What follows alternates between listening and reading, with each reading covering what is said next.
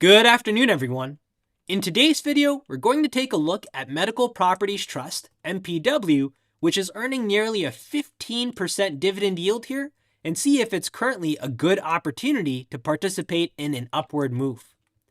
Now, Medical Properties Trust is one of the 7 REITs that we discussed 2 weeks ago when we were trying to find undervalued REITs. Now, that was before earnings, and there we upped our discount rate on Medical Properties Trust from the standard 15%. We upped that from 15% to 25%, and that gave us a fair value price of $2.40 inside of Medical Properties Trust. If we used the current 15% discount rate, that had given us a $4 fair value price, and you'll notice that currently the stock price is below that. Now, if we take a look at what's happened since, earnings is now behind us. You can also see that post-earnings optimism, where the risk that we had associated with Medical Properties Trust seems to be less of a risk. If you'd like more context around that, read the live news panel here, and you can see a little bit more about the steward woes that Medical Properties Trust has been dealing with and what has been a primary concern for a lot of their shareholders.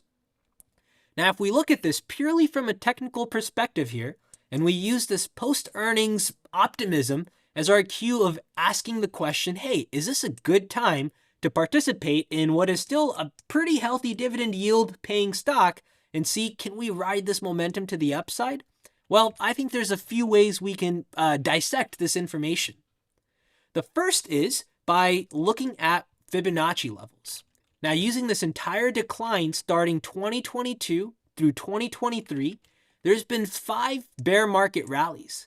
I've taken all 5 of those rallies and I've projected them from our current stock price. And that gives us these 5 lines that you see on our chart. What I'm trying to answer here is, what is the personality of Medical Properties Trust, or rather the bulls, as we've had these bear market bounces? How much strength have they typically had?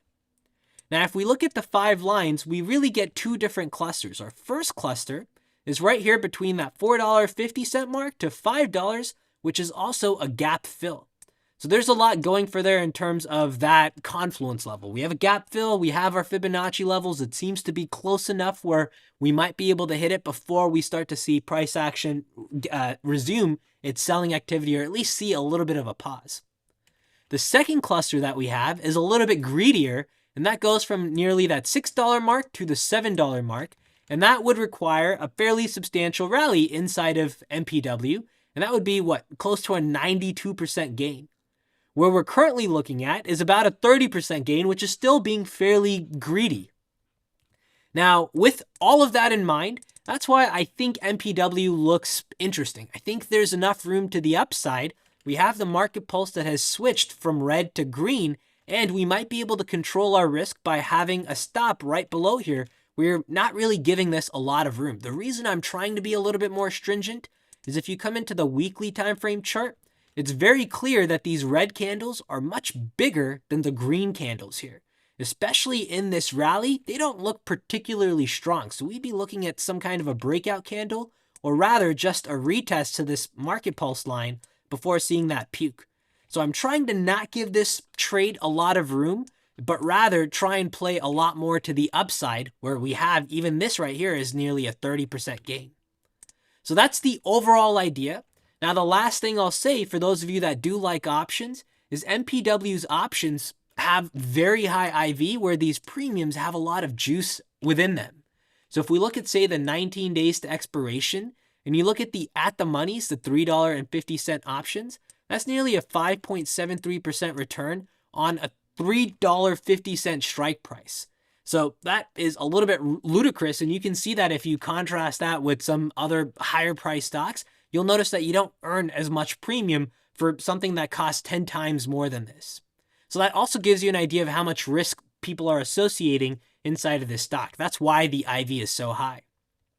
Now, if you try to sell that $2.50 strike, 19 days to expiration, not a whole lot.